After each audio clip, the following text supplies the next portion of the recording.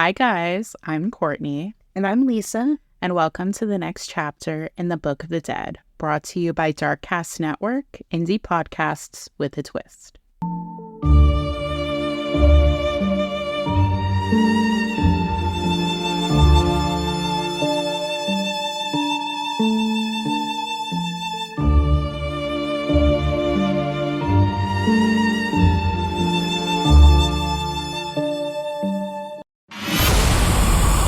Witchcraft, the occult, extremist beliefs, murder.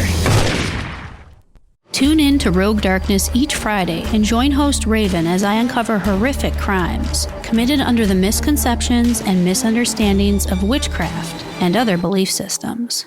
I'll cover a wide range of crimes involving ritualistic killings and extremist beliefs to cult persuasion and supposed possession.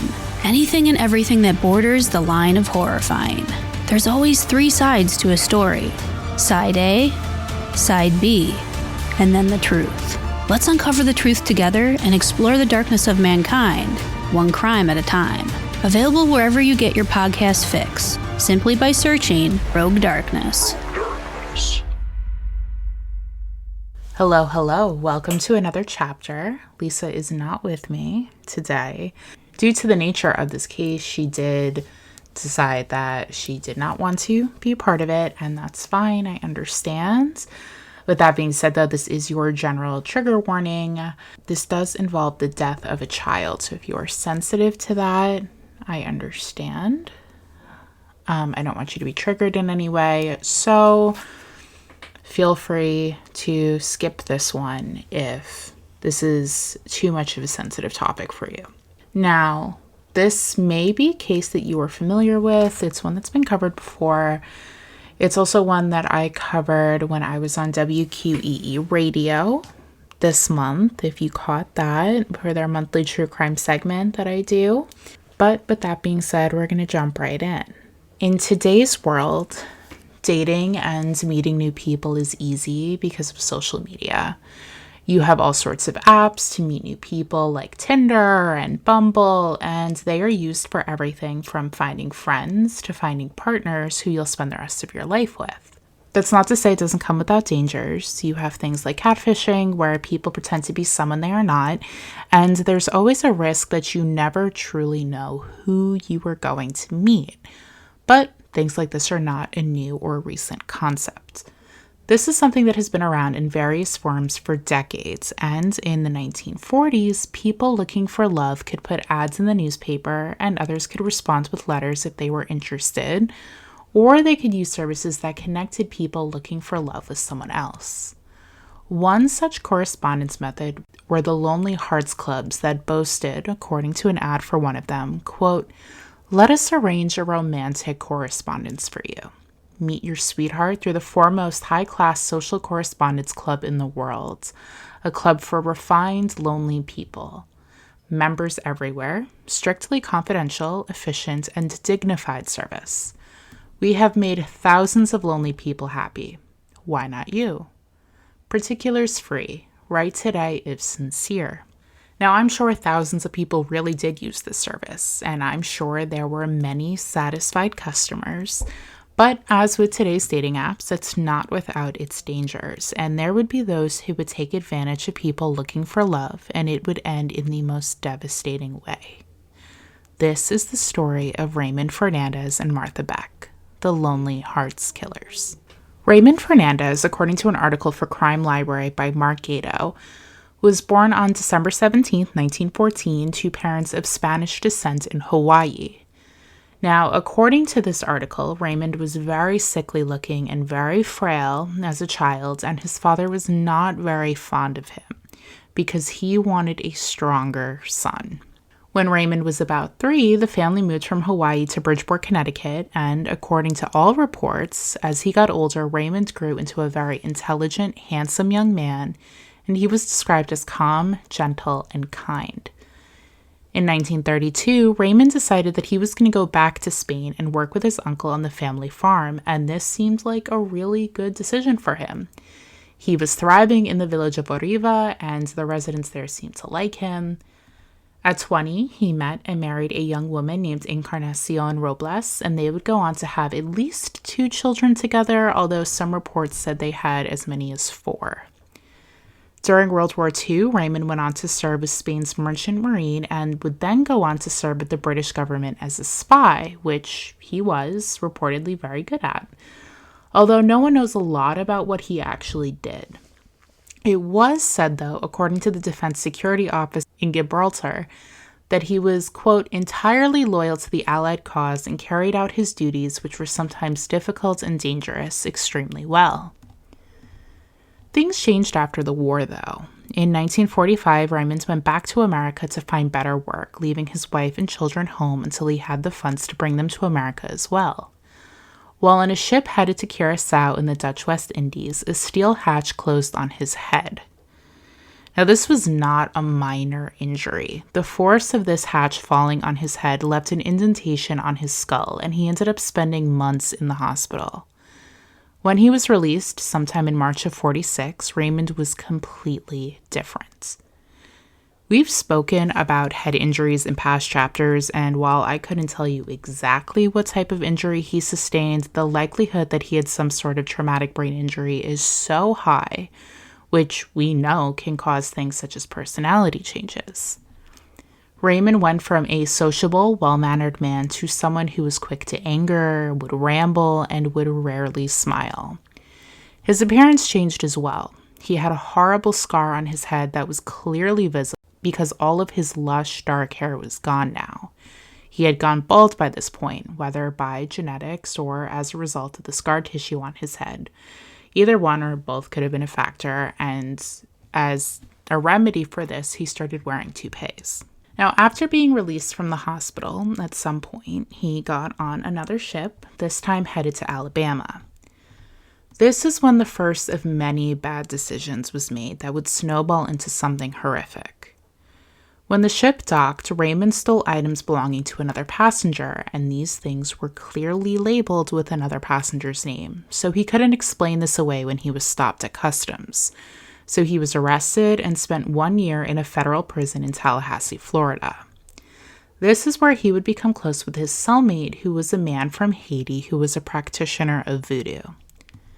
Now, for those that don't know, according to the Open Encyclopedia of Anthropology, Haitian voodoo is, quote, the worship of spiritual entities or divinities representing the different domains of nature and human activities.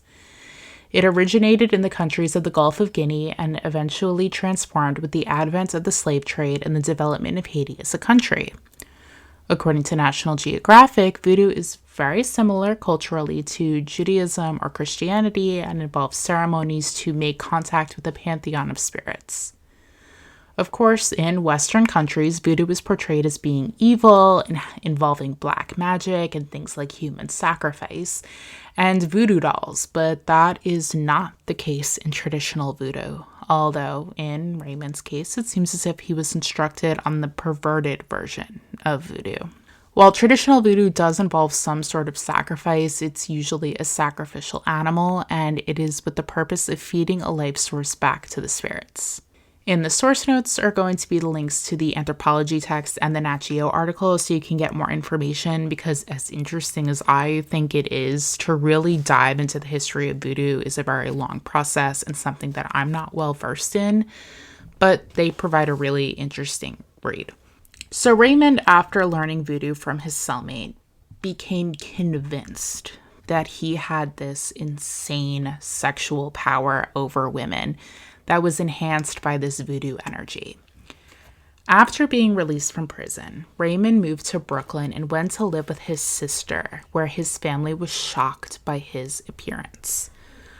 Raymond would lock himself away in his room, complaining of headaches, and this is where he started writing letters to women in Lonely Hearts Clubs, where he would seduce them, gain their trust, get them to send him all sorts of things like money, checks, and jewelry, and when he bled them dry, he would disappear.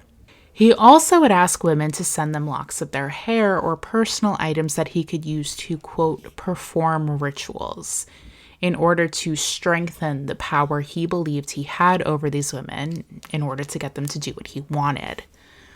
He believed that these women were bending to his will due to the strength of his voodoo powers, when, in reality, these women were most likely just incredibly lonely, and he knew how to charm them. Unfortunately, after he took as much as he could from them, the women never reported anything, most likely out of a sense of embarrassment that they had gotten themselves, quote unquote, into this situation. Raymond wrote letters for months, and in 1947, he met a woman named Jane Thompson, who was recently, depending on the article you read, either divorced or she had a husband in a mental institution, and he talked her into meeting him and taking a cruise to Spain. In case you were curious who was funding this trip, that would be Jane.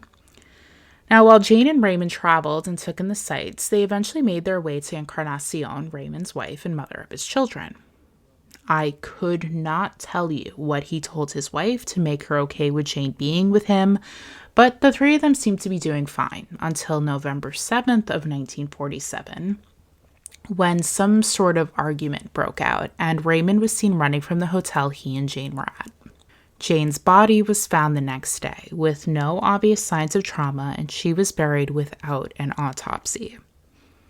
Raymond skipped town, leaving his wife and children behind again, and made his way back to New York, where he produced Jane's will and took over her property and apartment, regardless of the fact that Jane's mother was living there. Now, don't be fooled that while Raymond was traveling with Jane that he stopped writing letters, because he didn't. And one day, he wrote a letter to a woman named Martha Seabrook Beck. Now, Martha Seabrook was born in 1919 in Milton, Florida, and she didn't have the best time growing up.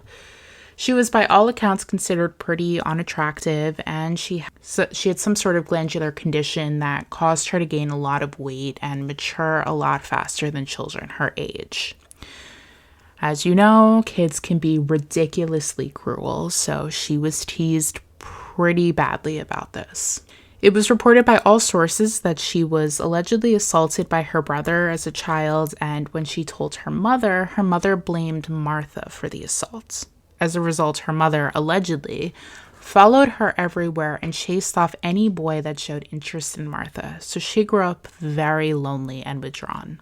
In 1942, she graduated first of her class in nursing school, but really struggled to find a job, and articles covering this attributed it to her weight, and I don't think she wouldn't have gotten a job as a nurse, even if she was, if being heavy had something to do with it. Sounds weird to me, but maybe it was a vanity thing. But according to these articles, she couldn't get a job initially because of her size. Now, after working for a mortician for a time, she moved to California and got a job at an army hospital. At some point, Martha became pregnant by a soldier who wanted nothing to do with her when he found out, so she returned to Florida and made up a story about marrying a Navy officer in California, going so far as to wear a fake wedding ring. Now, she eventually had to come up with a story as to why her husband wasn't coming home, so she made up a story that he was killed in action and basked in the attention she received from this made-up tragedy. In 1944, she gave birth to a daughter, and a few months later, Martha met a bus driver named Alfred Beck, and she became pregnant again. Now, Alfred did marry her, probably out of a sense of trying to do the right thing, but they divorced 6 months later. And Martha was left to raise her 2 children alone. In 1946, she started working at a children's hospital as a nurse in Pensacola, and she thrived. She was actually a really great nurse, and she took it so seriously. She was so good, in fact, that she was promoted before the year was over. But the reason she was so good at her job was because she had nothing else to focus her energy on, at least in her mind, because she did have 2 children. But she wanted a man in her life, desperately. One day, a coworker played a pretty not nice joke on her, and he sent her an ad in the mail to a Lonely Hearts Club, which devastated her. But Martha placed an ad anyway, kind of as a way to stick it to them. And she sent in a description of herself, although she did neglect to mention the fact that she had 2 children and was very heavy. And then she waited. And waited. And waited. Finally, right around Christmas in 1947, she got a response from a man living on West 139th Street in New York by the name of Raymond Fernandez. Raymond wrote how he was a successful businessman who had left his hometown in Spain for better opportunities in his import and export business that had made him a fortune. He lamented of how he lived alone in a big apartment and how he longed to share it with a wife, and how he had written to her because as a nurse he knew, quote, she had a full heart with a great capacity for comfort and love. And Martha was done for. She was head over heels on that letter alone, and they began sending letters back and forth. Raymond, following his pattern, asked Martha for a lock of hair, which she happily sent him so that he could perform his ritual to make her do whatever he wanted. Which, to be honest, even if it was a real ritual, which it was not, was unnecessary because Martha was so over the moon that this handsome, successful man was interested in her. She would have done whatever he wanted anyway. That December, they finally met when Raymond went down to Florida and wined and dined her in an effort to steal her money. Martha, for her part, was over the moon that someone was giving her all this attention, and she immediately wanted to marry him. I mean, this man was successful, handsome, he didn't seem to mind that she had 2 small children, he was allegedly great in bed, he was the total package. However, when he realized that Martha really didn't have anything worth stealing, he went right back to New York and Martha wanted to go with him. Now, Raymond told her, no, not right now, I'll send for you, don't worry, and off he went. Now, after he went back to New York, it's a little fuzzy as to what happened, but one source said that Raymond told Martha that he wasn't going to marry her and she tried to kill herself. So he said, okay, fine, come visit. And the Daily News said she just kind of showed up. But either way, she visited him in New York for about 2 weeks before returning home. Again, depending on the source you read, Martha either after getting home lied about losing her job or she really did lose it. And again, she headed to New York with her children in tow, arriving on Raymond's doorstep on January 18th, 1948. Now, for some people, this wouldn't exactly be a welcome surprise. Here's this woman that is more than a little obsessed with you, just showing up out of the blue, saying she and her children are moving in. And I'm sure a lot of people would either say, fine, but you need to get your own place ASAP. And much more unkind people would say, absolutely not. But Raymond was okay with this. Martha was obsessed and doted on his every need, so he figured this would actually work out in his favor. So he said she could stay. However, according to the Daily News, her children could not. So Martha, on January 25th, dropped her kids off at the Salvation Army. Her 4- and 2-year-old just left them there with strangers because they didn't fit in with her new life. It seems as if Martha abandoning her children for him was a major act of devotion, because when she returned, Raymond told her all about his scheme and showed her all the letters that he had received from women. He also told her all about his wife in Spain and how he wanted to continue scamming women all over the country. Martha, I guess, thought this was a really great plan because she agreed to pose as his sister when he met these unsuspecting women in order to help Raymond gain their trust. Which is honestly just wild to me. How are you going to, A, abandon your children for a man you don't even know? And B, he tells you this whole story of how he's scamming these poor women, and you just go, yeah, that sounds great. I can get in on this. It's mind-boggling to me. But I think it speaks to her desperation and her loneliness that she was willing to just do all of this. So they lived together for about a year, and Raymond continues to write letters and steal from women. Then he starts corresponding with a woman named Janet Fay. Now, Janet Fay was a widow living in Albany, New York. She was an older woman in her 60s and devoutly religious, something that she must have had in her Lonely Hearts Club profile, or she had mentioned this to Raymond because he had reportedly referenced God and religion in his letters to Janet in an effort to win her trust, which definitely worked. According to the Daily News, Janet's landlady, Mrs. Bernard, said that Janet was a very quiet woman and had been receiving a lot of mail for about a year, and she had suspected that Janet was involved in a Lonely Hearts Club. In fact, Janet's stepdaughter, Mary Spencer, said that Janet had been burned in the past by a scammer with one of the clubs. So Raymond spoke to Janet for weeks, and finally he got her to agree that he and Martha would come to Albany and visit with Janet. On December 30th, 1948, they arrive in Albany and check into a hotel as a married couple. The next day, Raymond goes to Janet's and woos her with flowers and talks of religion. And over the next few days, Raymond keeps coming around, and he brings Martha, introducing her as his sister. Before Janet knew it, according to articles for the Daily News, Raymond had proposed by the new year, and they had even made plans to move to Long Island. And this just shows you how fast Raymond worked. They arrived on the 30th. By New Year's, they were engaged. They talked only for a few weeks, maybe longer, but in weeks, really. And he visited her, they met, and they were engaged. The man moved fast. Now, what's interesting is that Janet was visited on New Year's by her stepdaughter, and she had introduced Raymond and Martha as her cousins. Now, that could be because Mary was already aware that Janet had been scammed in the past. According to that article in the Daily News, sometime later, Janet had made the rounds to different banks, closing 3 different accounts and withdrawing around $2,000, although I will say the actual amount is a bit of a mystery because some other sources, like the Post-Star, claims the amount was $3,000 or $4,000. On January 11th, 1949, Mary Spencer received a letter from her stepmother, who Mary hadn't seen in almost 2 weeks.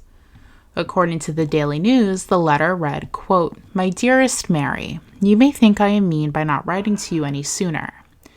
Please excuse me, for I have been so busy going and seeing so many different places and also doing much shopping. I am all excited and having the time of my life. I never felt as happy as before. I soon will be Mrs. Martin, and we will go to Florida for the winter. Mary, I am about to ask you a great favor. I would like you to call the American Express agency and have them ship my trunk and boxes that I have there to me. The address is on the various stickers I am enclosing in this letter. I would like to sort out many things before I leave for Florida. I am so happy and contented, for Charles is good and nice to me and also his family. They have done everything to make me feel more comfortable and at home.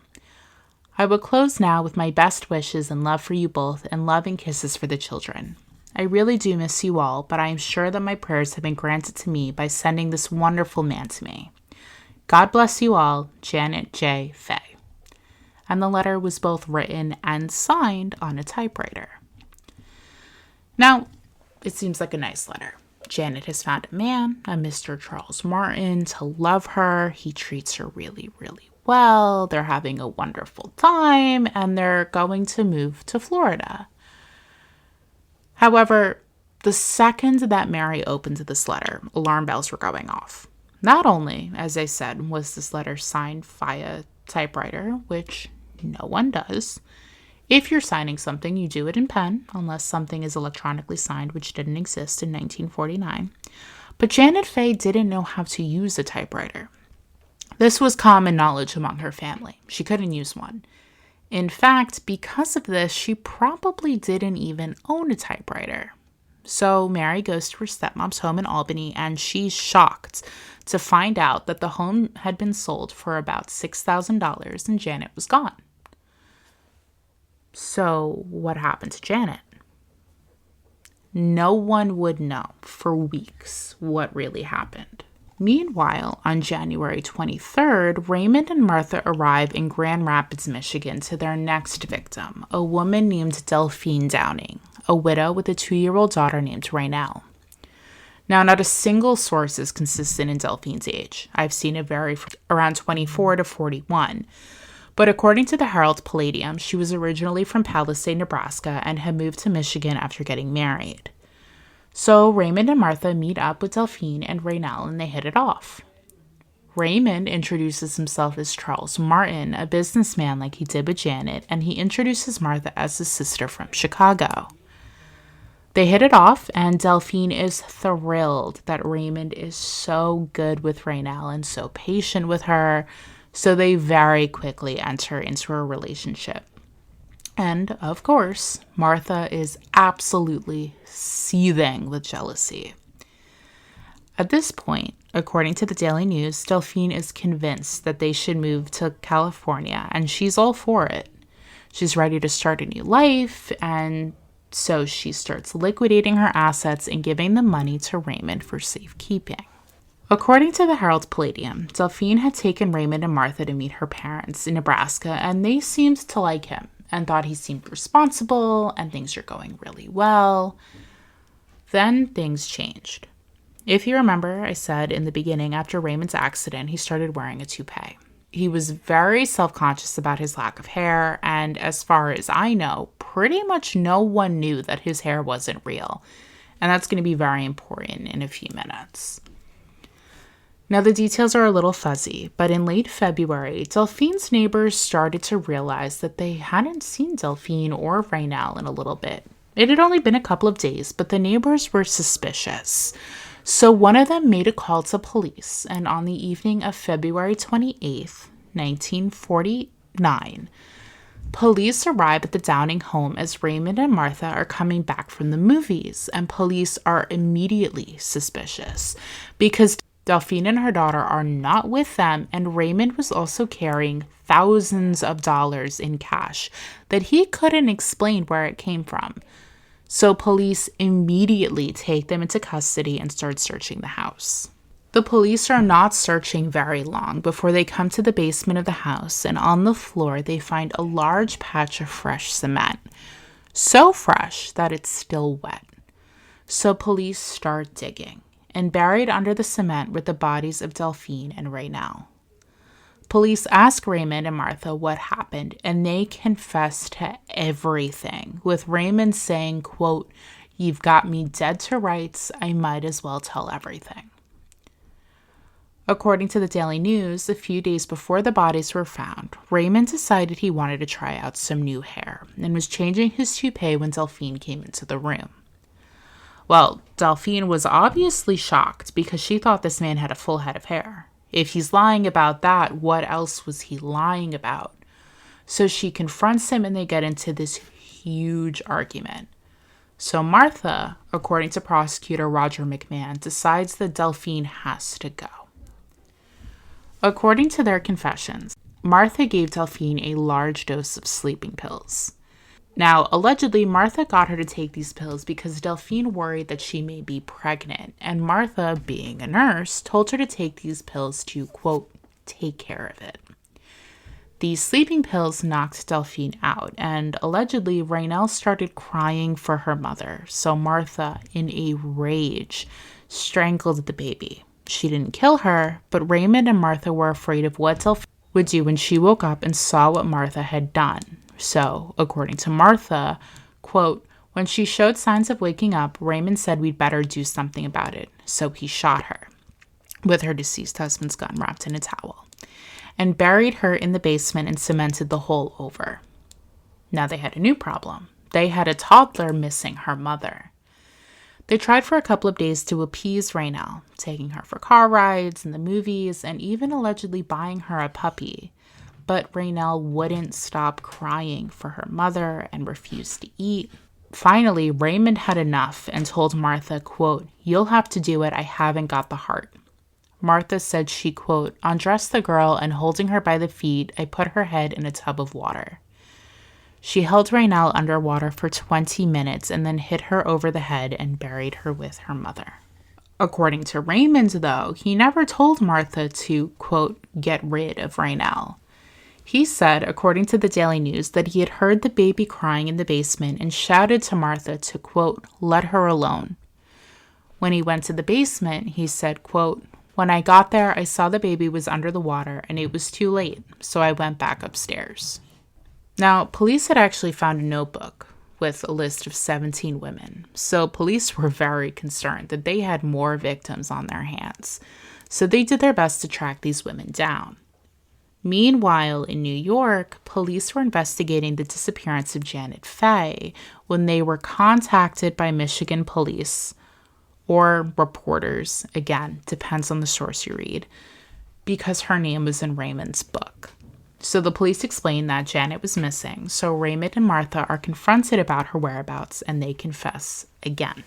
Raymond and Martha tell police how on January 4th, out of blind jealousy over Janet, quote, attempting to seduce Raymond, Martha strangled her with a scarf, and when he heard what she had done, Raymond beat Janet with a hammer. Now, according to Martha, she had blacked out and didn't actually remember strangling Janet until Raymond stopped her from doing it and was essentially like, look what you've done, now I have to take care of this.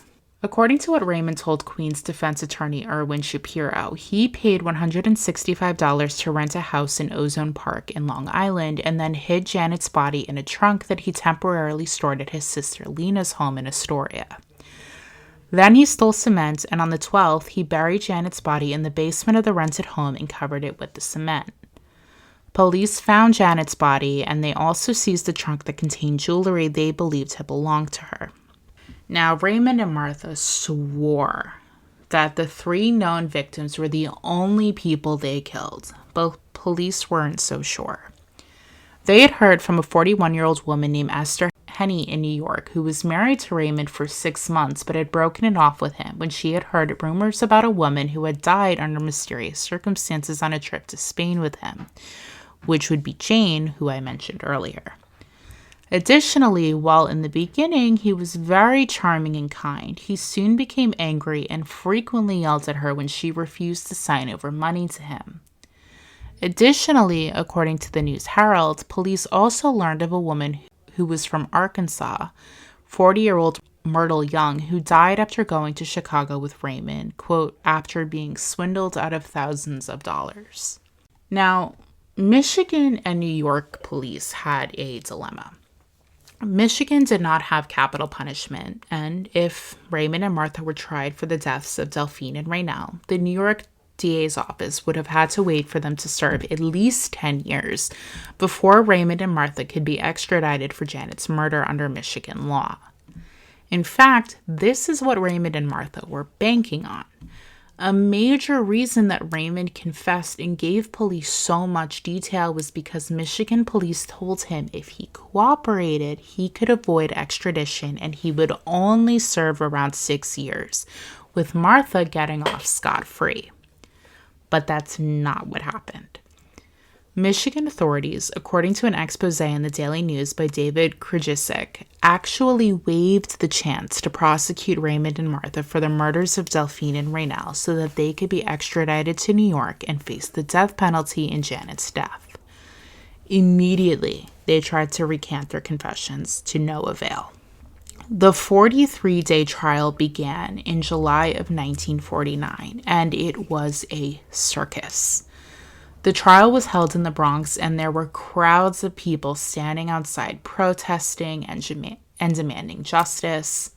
The media went nuts and had a field day coming up with different names to call Martha about her appearance, comparing her to a pig and a hippo in a tutu, which the media is not kind, especially in this time, the 40s, 50s, when it comes to a woman killer who they don't believe is attractive. And my whole thing, she's a disgusting human being for the things she did, but her appearance has nothing to do with it. And the media just harped on it. It was just kind of gross to read. No sympathy for her as a person. Just, I don't like, why? What does her being heavy have to do with anything, kind of thing? You know what I mean? Now, Raymond and Martha did allegedly try for an insanity defense, which did not work. And during cross-examination, when asked about her love for Raymond, Martha said, quote, "We loved each other and I consider it absolutely sacred. You referred to the lovemaking as abnormal, but for the love I had for Fernandez, nothing is abnormal. A request from Mr. Fernandez to me is a command. I loved him enough to do anything he asked me to. And honestly, I could literally do a separate episode on their trial alone. It was so performative, and there were riots and all sorts of shenanigans, but they were ultimately found guilty after 12 hours of deliberation and sentenced to death in August in 1949. On March 8th, 1951, Raymond and Martha were both put to death via the electric chair at Sing Sing Prison in New York. When Raymond was being taken away, he allegedly said, quote, "I want to shout it out. I love Martha. What do the public know about love?" And when Martha was taken down, she said, quote, "What does it matter who is to blame? My story is a love story, but only those tortured with love can understand what I mean. I was pictured as a fat, unfeeling woman. I am not unfeeling, stupid, or moronic. In the history of the world, how many crimes have been attributed to love?" Now, I will say before their deaths, Raymond finally remembered that he had a wife and a few children in Spain and wrote to them many times. And he and Martha had this love-hate relationship the entire time they were awaiting their sentence or awaiting to be put to death. One day they hated each other. It was her fault. It was his fault. The next they were so in love, and no one could say anything to tear them apart. And Martha, for her part, had a lot of sympathizers. A lot of women sympathized with Martha. And it had to do with the fact that they felt bad for her. You know, here was this woman, conventionally unattractive, at least by society standards, heavy, very lonely, and she had fallen so deeply in love with a man who told her would give her the world.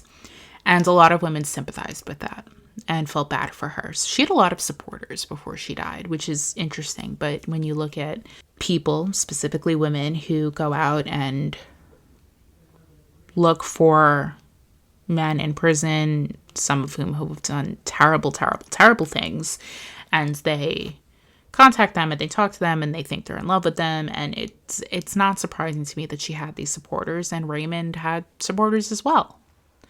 But it's interesting to me that she had received so much sympathy. It was like people were blind to the things that she had done, killing 2 women, killing a baby, a toddler.